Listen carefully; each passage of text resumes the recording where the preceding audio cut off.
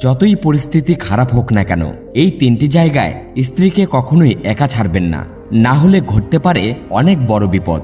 অনেক আগেকার কথা, এক ব্যবসায়ী এবং তার স্ত্রী ব্যবসার কোনো কাজে নিজেদের রাজ্য থেকে অন্য একটি রাজ্যে যাচ্ছিলেন। যখনই তারা অন্য রাজ্যের সীমানায় পৌঁছালেন তখনই কিছু ডাকাতের সঙ্গে তাদের দেখা হয়। সেই ডাকাতরা ব্যবসায়ী এবং তার স্ত্রীর কাছে যা কিছু ছিল সবকিছু লুট করে নিয়ে যায়। এইভাবে ডাকাতরা ব্যবসায়ী এবং তার স্ত্রীকে ভিক্ষুক বানিয়ে রেখে চলে গেল। ডাকাতরা তো চলে গেল, কিন্তু ব্যবসায়ী ও তার স্ত্রী একেবারে নিঃস্ব হয়ে দুশ্চিন্তায় পড়ে গেলেন। ভাবতে লাগলেন, এখন কি করব? অচেনা শহর, অচেনা মানুষ। এমন পরিস্থিতিতে তাদের অবস্থা আরও খারাপ হয়ে গেল, কারণ এই অচেনা শহরে অর্থই সবকিছু। ব্যবসায়ী তার স্ত্রীকে নিয়ে অচেনা শহরের দিকে এগোতে লাগলেন। তাদের মনে চিন্তা ঘুরছিল, এখন ব্যবসা করবে কিভাবে। এই চিন্তায় বিভোর হয়ে তারা শহরের বাইরে সাধু বাবার একটি কুটির দেখতে পেল। ব্যবসায়ী তার স্ত্রীকে নিয়ে সেই কুটিরের দিকে চলে গেলেন। কুটিরে পৌঁছানোর পর তারা দেখলেন এক সাধু মহারাজ একটি গাছের নিচে বসে তার শিষ্যদের উপদেশ দিচ্ছেন। সাধুকে দেখে ব্যবসায়ী ভাবলেন, কেননা আমার সমস্যাটা সাধু মহারাজকে বলি, হয়তো উনি কোনো সমাধান দিতে পারবেন। এই ভাবনা মাথায় নিয়ে ব্যবসায়ী সেই সাধু মহারাজের কাছে গেলেন এবং অত্যন্ত বিনয়ের সঙ্গে তার সমস্যার কথা জানালেন। তিনি বললেন, মহারাজ, যদি কোনোভাবে আপনি আমার স্ত্রীকে কারোর কাছে বন্ধক রেখে আমাকে কিছু অর্থ জোগাড় করে দিতে পারেন তবে আমি চিরকৃতজ্ঞ থাকব। ব্যবসায়ীর কথা শুনে সাধু তার প্রতি সহানুভূতিশীল হলেন এবং তাকে নিজের পরিচিত এক ধনী ব্যবসায়ীর কথা জানালেন আর তাকে সেই ধনী ব্যবসায়ীর কাছে যাওয়ার জন্য পরামর্শ দিলেন। ব্যবসায়ী তার স্ত্রীকে নিয়ে সেই ধনী ব্যবসায়ীর কাছে গেলেন এবং তাকে হাতজোড় করে বললেন, শেঠজি, আমার কিছু অর্থের প্রয়োজন। আমার কাছে বন্ধক রাখার মতো আর কিছুই নেই, কেবল আমার স্ত্রী। আপনি আমার স্ত্রীকে বন্ধক রেখে আমাকে কিছু টাকা দিন। আমি সেই টাকায় ব্যবসা করে খুব শীঘ্রই আপনার পুরো অর্থ সুদ সহকারে আপনাকে ফেরত দেব এবং আমার স্ত্রীকে আপনার কাছে থেকে মুক্ত করব। ততদিন আমার স্ত্রী আপনার দেওয়া অর্থের জন্য বন্ধক থাকবে। ব্যবসায়ীর কথা শুনে শেঠ রাজি হয়ে গেলেন। তিনি ব্যবসায়ীকে টাকা দিলেন এবং তার বিনিময়ে ব্যবসায়ীর স্ত্রীকে নিজের কাছে বন্ধক রাখলেন। ব্যবসায়ী তার স্ত্রীকে সেই শেঠের কাছে রেখে কিছু টাকা ঋণ নিয়ে ব্যবসা করার জন্য রওনা হলেন। তিনি সেই টাকায় শস্যর ব্যবসা শুরু করলেন। ব্যবসায়ী কৃষকদের থেকে কম দামে শস্য কিনতেন এবং অন্য প্রয়োজনীয় কৃষকদের কাছে তা বেশি দামে বিক্রি করতেন। এইভাবে ব্যবসায়ী খুব অল্প সময়ের মধ্যেই প্রচুর অর্থ উপার্জন করলেন এবং 1 বছর পরে অর্থাৎ 12 মাস পর ব্যবসায়ী আবার সেই শহরে ফিরে এলেন যেখানে তিনি তার স্ত্রীকে বন্ধক রেখেছিলেন। ব্যবসায়ী শহরে ফিরে সোজা সেই শেঠের কাছে গেলেন এবং বললেন, শেঠজি, দয়া করে আপনার হিসাব করে নিন এবং আমার থেকে আপনার টাকা নিয়ে আমার স্ত্রীকে আমাকে ফিরিয়ে দিন। এটা শুনে শেঠ বললেন, ভাই, আমি তোমাকে কিভাবে যে বলবো। আজ থেকে প্রায় 2 মাস আগের কথা, তোমার স্ত্রী হঠাৎ করে খুব অসুস্থ হয়ে পড়লেন এবং সেই অসুস্থতার কারণে তার মৃত্যু হয়েছে। আমি তোমার স্ত্রীর অনেক চিকিৎসা করিয়েছি, সর্বোচ্চ দক্ষ বৈদ্যদের দেখিয়েছি, কিন্তু তবুও তাকে বাঁচাতে পারিনি। শেঠের মুখ থেকে এই কথা শুনে ব্যবসায়ী খুবই দুঃখিত হলেন। কিছুক্ষণ শোক করে নিজেকে সামলে নিয়ে তিনি বললেন, শেঠজি, যা হওয়ার ছিল তা তো হয়ে গেছে। হয়তো আমার ভাগ্যে এমনটাই লেখা ছিল। তবুও দয়া করে আপনি আপনার টাকা নিয়ে নিন, যাতে অন্তত আমার এই সন্তুষ্টি হয় যে আমি আমার ঋণ শোধ করেছি এবং আমার স্ত্রীকে বন্ধক রাখার লজ্জা থেকে নিজেকে মুক্ত করতে পেরেছি। ব্যবসায়ীর কথা শুনে শেঠ বললেন, না ভাই, এখন আমি তোমার থেকে সেই টাকা কিভাবে নিতে পারি? তোমার স্ত্রী তো আর নেই, আমি সেই টাকার দাবি আর করতে পারি না। যখন আমি তোমার অমানতি তোমাকে ফিরিয়ে দিতে পারছি না, তখন তোমার ঋণ ফেরত নেওয়ারও কোনো অধিকার নেই আমার। ব্যবসায়ী বারবার অনুরোধ করলেন শেঠকে তার টাকা নিতে, কিন্তু শেঠ রাজি হলেন না। অবশেষে হতাশ মন নিয়ে ব্যবসায়ী সেখান থেকে বেরিয়ে এলেন। হাঁটতে হাঁটতে তিনি আবার সেই স্থানে পৌঁছালেন যেখানে প্রথমবার সেই সাধু মহারাজের সঙ্গে দেখা হয়েছিল। সাধু মহারাজ বারবারের মতোই একটি গাছের নিচে বসে তার শিষ্যদের উপদেশ দিচ্ছিলেন। ব্যবসায়ীও মন শান্ত করার জন্য সেখানে গিয়ে বসলেন। সাধুর উপদেশ শুনতে লাগলেন। সাধু মহারাজ ব্যবসায়ীকে দেখে চিনতে পারলেন এবং তার অবস্থা সম্পর্কে জানতে চাইলেন। ব্যবসায়ী পুরো ঘটনাটি সাধু মহারাজকে বললেন। সেই সাধু ছিলেন একজন সিদ্ধ পুরুষ। ব্যবসায়ীর কথা শুনে সাধু বললেন, ভাই, শেঠ তোমার সঙ্গে প্রতারণা করেছে। তোমার স্ত্রী অবশ্যই জীবিত আছে। হয়তো সে তার বাড়িতে তাকে লুকিয়ে রেখেছে, অথবা নিজের কোনো পরিচিতের কাছে দূরে কোথাও পাঠিয়ে দিয়েছে। এখন তুমি একটা কাজ করো, তুমি এখানকার রাজার কাছে চলে যাও এবং তার দরবারে গিয়ে প্রার্থনা করো যে, মহারাজ, আপনি আমার স্ত্রীকে সেই শেঠের কাছ থেকে ফিরিয়ে দিন, কারণ এই নগরের রাজা খুবই বুদ্ধিমান এবং ন্যায়ের পক্ষে। তিনি নিশ্চয়ই সেই শেঠের উপর চাপ দিয়ে তোমার স্ত্রীকে ফিরিয়ে দেবেন। রাজ দরবারেই তোমার বিচার হবে। সাধুর এমন কথা শুনে ব্যবসায়ী সাহস পেলেন। তিনি সাধু মহারাজের পরামর্শ মেনে রাজার দরবারে গেলেন এবং সেখানে গিয়ে রাজার কাছে কাতর প্রার্থনা করলেন, দয়া করে আমার স্ত্রীকে শেঠের কাছ থেকে ফিরিয়ে দিন। ব্যবসায়ীর কথা শুনে রাজা সেই শেঠকে দরবারে ডাকলেন এবং তাকে জিজ্ঞাসা করলেন, শেঠ, এটা কি সত্য যে ব্যবসায়ী কিছু টাকার বিনিময়ে তার স্ত্রীকে তোমার কাছে বন্ধক রেখে গিয়েছিল?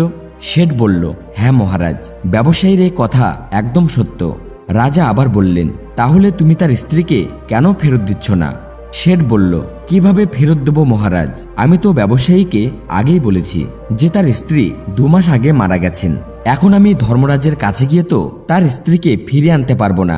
রাজা জিজ্ঞাসা করলেন, তোমার কাছে কি কোনো প্রমাণ আছে যা নিশ্চিত করতে পারে যে তার স্ত্রী সত্যিই মারা গেছেন?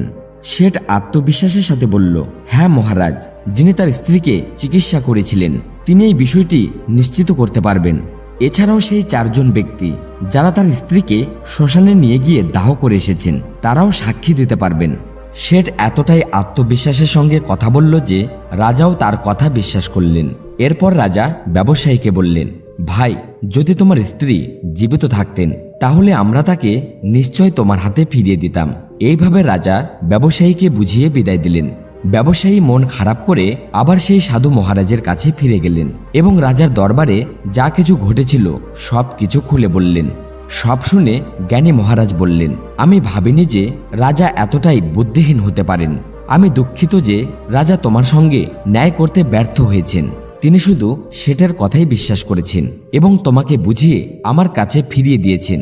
এখন আমার কথা শোনো, তুমি আবার রাজার কাছে যাও এবং তাকে গিয়ে বলো 3 ঘন্টার জন্য আমাকে তার সিংহাসনে বসার অনুমতি দিক। তখন আমি দেখিয়ে দেব ন্যায় কিভাবে করা হয় এবং ন্যায়ের প্রকৃত অর্থ কি। সাধু মহারাজের এই পরামর্শ শুনে ব্যবসায়ী আবার রাজার দরবারে গেলেন এবং সঠিকভাবে কথাগুলি রাজাকে জানালেন।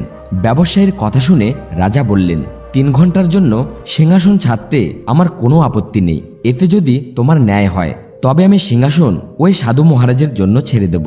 তুমি তাকে রাজদরবারে নিয়ে এসো। রাজার এই আশ্বাস শুনে ব্যবসায়ী ফিরে গেলেন এবং সাধু মহারাজকে রাজ দরবারে নিয়ে এলেন। সাধু মহারাজ রাজ দরবারে পৌঁছালে রাজা তার সিংহাসন সেই সাধুকে অর্পণ করলেন। সাধু মহারাজ সিংহাসনে বসেই শেঠকে দরবারে উপস্থিত করার নির্দেশ দিলেন। শেঠ দরবারে এলে সাধু মহারাজ বললেন, শেঠজি, আপনি বলছেন যে এই ব্যবসায়ীর স্ত্রী আপনার কাছে থাকতে থাকতে 2 মাস আগে মারা গেছেন এবং আপনি এও দাবি করছেন যে তার মৃত্যুর সাক্ষীও আপনার কাছে আছে। এখন আমি কি সেই সাক্ষীদের সঙ্গে দেখা করতে পারি? তখন রাজা হিসেবে দায়িত্ব পালনরত সাধু মহারাজের আদেশে শেঠের সাক্ষীদের দরবারে হাজির করা হলো। প্রথমে সেই চিকিৎসককে আনা হলো যিনি ব্যবসায়ীর স্ত্রীর চিকিৎসা করেছিলেন। সাধু মহারাজ চিকিৎসকের দিকে তাকিয়ে জিজ্ঞেস করলেন, কেন ভাই, তুমি কি এই ব্যবসায়ীর স্ত্রীর চিকিৎসা করেছিলে? চিকিৎসক মাথা নিচু করে বললেন, জি হুজুর, আমি এই ব্যবসায়ীর স্ত্রীর চিকিৎসা করেছিলাম। সাধু মহারাজ গভীর দৃষ্টিতে তাকিয়ে আবার জিজ্ঞাসা করলেন, ঠিক আছে, তাহলে তুমি কি নিশ্চিত করে বলতে পারো যে এই ব্যবসায়ীর স্ত্রী সেই রোগে মারা গেছেন? আচ্ছা বলো তো, তুমি কি ব্যবসায়ীর স্ত্রীর চিকিৎসা করতে শেঠের বাড়ি যেতে, নাকি শেঠ নিজেই তোমার কাছে আসতো চিকিৎসা নিতে? রাজা হিসেবে বসে থাকা সাধু মহারাজের কথা শুনে চিকিৎসক উত্তর দিলেন, মহারাজ, শেঠজি নিজে এসে আমার বাড়ি থেকে ওষুধ নিয়ে যেতেন। সাধু মহারাজ বললেন, মানে তুমি নিশ্চিত করে বলতে পারো না যে শেঠ ব্যবসায়ীর স্ত্রীর জন্যই ওষুধ নিয়ে যেতেন নাকি অন্য কারোর জন্য? চিকিৎসক একটু সংকোচ করে বললেন, হ্যাঁ মহারাজ, আমি নিশ্চিত করে বলতে পারি না শেঠ ওষুধটি ঠিক কার জন্য নিয়ে যেতেন, তবে শেঠজি আমার কাছে ওষুধ নিয়ে যেতেন। সাধু মহারাজ তার কথায় মন্তব্য করলেন, তাহলে এর মানে হলো তুমি রোগীকে দেখার আগেই ওষুধ দিয়ে দিচ্ছিলে। এটা খুবই গুরুতর বিষয়। তুমি ওষুধের জায়গায় যে কোনো লোককে বিষও দিয়ে দিতে পারো এবং হতেও পারে তোমার দেওয়া বিষের কারণেই ব্যবসায়ীর স্ত্রীর মৃত্যু হয়েছে। সাধুর এই কথা শুনে চিকিৎসকের মুখ ফ্যাকাশে হয়ে গেল। এবং সে ভয় পেয়ে বলল, না হুজুর, এমন কখনোই হতে পারে না। আমি তো কখনোই আমার রোগীকে ওষুধের বদলে বিষ দেব না। এর ফলে তো আমার মান সম্মান ধুলোয় মিশে যাবে। চিকিৎসকের কথা শুনে সাধু মহারাজ বললেন, এখন তো তুমি এমনই বলবে। আমি তোমাকে তোমার কাজের প্রতি গাফিলতি এবং একজন রোগীর জীবনের সঙ্গে খেলা করার অপরাধে 50টি বেকরাঘাত করার আদেশ দিতে যাচ্ছি। এখন তুমি ভেবে দেখো, তুমি সত্য বলবে নাকি আমি সৈন্যদের আদেশ দেব তোমাকে বন্দি করার। এই কথা শুনে চিকিৎসকের শরীর ভয়ে কাঁপতে লাগলো এবং সে সাধু মহারাজের পায়ে পড়ে বলল, হুজুর, আমাকে ক্ষমা করে দিন। আমি মেনে নিচ্ছি যে আমি শেঠের কোনো রোগীরই চিকিৎসা করিনি। শেঠ আমাকে 1000 টাকা দিয়েছিল এবং বলেছিল যদি সাক্ষীর প্রয়োজন হয় তবে আমি তার পক্ষেই সাক্ষী দেব। এ আমার অপরাধ। আমি লোভের বশে সেই প্রস্তাব গ্রহণ করেছিলাম।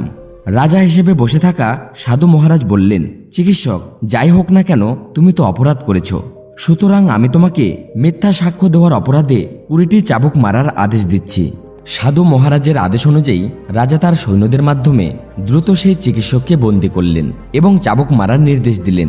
প্রথম চাবুক পড়তেই চিকিৎসক খুব জোরে চিৎকার করে উঠল এবং বলল, মহারাজ, দয়া করুন, আমাকে ক্ষমা করুন, আমার প্রতি দয়া করুন, আমি মরে যাব। প্রতিটি চাবুকের আঘাতে তার গলা থেকে করুণ আওয়াজ বের হতে লাগলো। তার চিৎকার পুরো রাজদরবারে প্রতিধ্বনিত হতে লাগলো। চিকিৎসকের এই অবস্থা দেখে শেঠের সাক্ষী হিসেবে ডাকা 4 জনের হৃদয় কেঁপে উঠল, যারা বলেছিল যে তারা ব্যবসায়ীর স্ত্রীর দেহ শ্মশানে নিয়ে গিয়ে জ্বালিয়ে দিয়েছিল।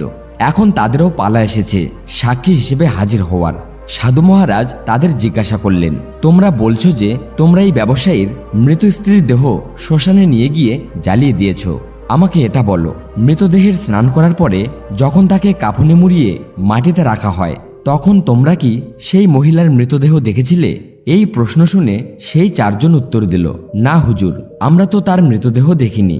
শেঠজি যখন তার সবযান প্রস্তুত করলেন তখন আমরা তাকে শ্মশানে নিয়ে গিয়েছিলাম এবং তাকে জ্বালিয়ে দিয়েছিলাম। সেই 4 জন সাক্ষীর কথা শুনে সাধু মহাত্মা বললেন, তোমরা কি এটাও জানতে প্রয়োজন মনে করলে না মৃতদেহে শুয়ে থাকা ব্যক্তি আসলে মৃত নাকি অজ্ঞান অবস্থায় পড়ে থাকা কোনো জীবিত মানুষ? এমনও তো হতে পারে কোনো বিষাক্ত পদার্থে অজ্ঞান হয়ে পড়া একজন জীবিত মানুষকে তোমরা শ্মশানে নিয়ে গিয়ে জ্বালিয়ে দিয়েছ। এটিও একটি অত্যন্ত গুরুতর অপরাধ। এর জন্য তোমাদের মৃত্যুদণ্ড হতে পারে। ওই 4 জন সাক্ষী আগে থেকেই চিকিৎসকের উপর হওয়া মারধরের ভয়ে আতঙ্কিত ছিল, আর যখনই তারা সাধু মহাত্মার মুখ থেকে মৃত্যুদণ্ডের কথা শুনল তখন তাদের হাত পা যেন একেবারে ঠান্ডা হয়ে গেল। সাধু মহারাজ নম্রভাবে শেঠের দিকে তাকালেন। তার দিকে তাকাতেই শেঠের মুখের রং ভয় একদম কালো হয়ে গেল। সাধু মহারাজ শেঠকে বললেন, শেঠজি, তোমার 5 জন সাক্ষীরই তো হাওয়া বেরিয়ে গেছে। এবার তুমি বলো, যদি কোনো মহিলার ইচ্ছার বিরুদ্ধে তাকে জোর করে বাড়িতে রাখা হয় এবং তার সঙ্গে বিশ্বাসঘাতকতা করা হয় তাহলে তুমি কি ধরনের শাস্তি পেতে পারো? সাধু মহারাজের এই কথা শোনার পর শেঠের মুখ একদম সাদা হয়ে গেল এবং তার মুখ থেকে কোনো কথাই বেরোল না। রাজা হয়ে বসে থাকা সাধু মহারাজ বললেন, শেঠ, আমি তোমাকে 10 বছর কঠোর কারাবাসের শাস্তি দেব। তবে এখনো সময় আছে। তুমি যদি চাও তাহলে তুমি এই ব্যবসায়ীর স্ত্রীকে এক্ষুনি দরবারে নিয়ে এসো। শাস্তির ভয় পেয়ে শেঠ দ্রুত তার সেবকদের বাড়িতে পাঠালো এবং তাদের মাধ্যমে ব্যবসায়ীর স্ত্রীকে দরবারে নিয়ে আসা হলো। সাধু মহারাজ শেঠের কাছ থেকে ব্যবসায়ীর স্ত্রীকে নিয়ে ব্যবসায়ীকে ফিরিয়ে দিলেন এবং শেঠকে মিথ্যা সাক্ষী দেওয়ার অপরাধে 5 মাসের জন্য কারাবাসের শাস্তি দিলেন। এছাড়াও যারা ব্যবসায়ীর স্ত্রীর মৃতদেহ শ্মশানে নিয়ে যাওয়ার মিথ্যা সাক্ষী দিয়েছিল তাদেরকেও কঠোর শাস্তি দেওয়া হলো। এই দেখে রাজা বিস্মিত হয়ে গেলেন এবং সাধুর সামনে হাতজোড় করে বললেন, মহাত্মা, আপনি ধন্য। আপনি আমাকে শিখিয়ে দিলেন যে ন্যায় কিভাবে করতে হয়। রাজার কথা শুনে সাধু মহারাজ বললেন, রাজন, আমার 3টি কথা চিরকাল মনে রাখবেন। কখনোই 3টি জায়গায় আপনি আপনার স্ত্রীকে একা ছাড়বেন না। এখন আমি সেই 3টি জায়গার বিষয়ে আপনাকে জানাচ্ছি। কেউ যদি এই 3টি জায়গায় তার স্ত্রীকে একা ছাড়েন তাহলে পরে তাকে অনেক আফসোস করতে হবে। প্রথম স্থান, যদি তোমার স্ত্রী কোনো রোগে আক্রান্ত হয় এবং অসুস্থ হয়ে পড়েন তবে সেই অবস্থায় কখনো তাকে একা রেখে চলে যেও না। কারণ যখন কোনো পুরুষ কোনো নারীকে বিয়ে করে তখন বিয়ের সময় সে প্রতিজ্ঞা করে যে আমি তোমার সুখ দুঃখে তোমার পাশে থাকব। সুতরাং অসুস্থতার সময় সবসময় তার সঙ্গী হয়ে থাকতে হবে এবং তার যত্ন নিতে হবে। যেমন স্ত্রীর কর্তব্য হলো তার স্বামীর সেবা করা, তেমনি স্বামীরও কর্তব্য হলো তার স্ত্রীর সেবায় সদা প্রস্তুত থাকা। এটি তোমার কর্তব্য এবং সুখী জীবন পাওয়ার মূল মন্ত্র। দ্বিতীয় স্থান, যদি তোমার স্ত্রী নির্দোষ হয় এবং কেউ তার উপর মিথ্যা অভিযোগ তোলে, তবে সেই অবস্থায় তোমার উচিত সবসময় তার পাশে দাঁড়ানো। কারণ একটি মেয়ে তার বাবা মায়ের বাড়ি ছেড়ে আসে এই আশায় যে তার স্বামী তার অনুভূতিগুলো বুঝবে এবং সব পরিস্থিতিতে তার পাশে দাঁড়াবে। সেই জন্য যদি পৃথিবী তাকে মিথ্যা দোষারোপ করে, তাহলে আপনাকে আপনার স্ত্রীকে সঙ্গে রাখতে হবে। এমন সময়ে তাকে কখনো একা ছেড়ে যাবেন না। যদি কখনো এমন পরিস্থিতি আসে, তাহলে আপনাকে আপনার স্ত্রীর কাছে গিয়ে বলতে হবে, তুমি একদম চিন্তা করো না, আমি তোমার সঙ্গে আছি। তৃতীয় স্থান, কখনো ভুল করেও আপনি আপনার স্ত্রীকে অপর পুরুষের কাছে একা ছেড়ে যাবেন না। সে আপনার বন্ধু হোক, আত্মীয় হোক বা আপনার সৎ ভাই হোক না কেন, কোনো পরিস্থিতিতেই আপনার স্ত্রীকে অন্য পুরুষের সঙ্গে একা ছেড়ে দেওয়া উচিত নয়। কারণ আজকের দিনে কারোর উপর কোনো বিশ্বাস রাখা যায় না। কে কখন কিভাবে কার সঙ্গে প্রতারণা করবে তা বলা যায় না। সুতরাং কখনো ভুল করেও আপনার স্ত্রীকে অন্য কোনো পুরুষের সঙ্গে একা ছেড়ে দেবেন না। বন্ধুরা, আশা করি আমাদের এই গল্প আপনাদের ভালো লেগেছে। যদি গল্পটি ভালো লেগে থাকে তাহলে দয়া করে ভিডিওটি লাইক করুন এবং আমাদের চ্যানেলটি সাবস্ক্রাইব করুন। আর কমেন্ট বক্সে পুরো শ্রদ্ধার সাথে লিখুন হরে কৃষ্ণ। গল্পটি শেষ পর্যন্ত দেখার জন্য আপনাদেরকে অসংখ্য ধন্যবাদ।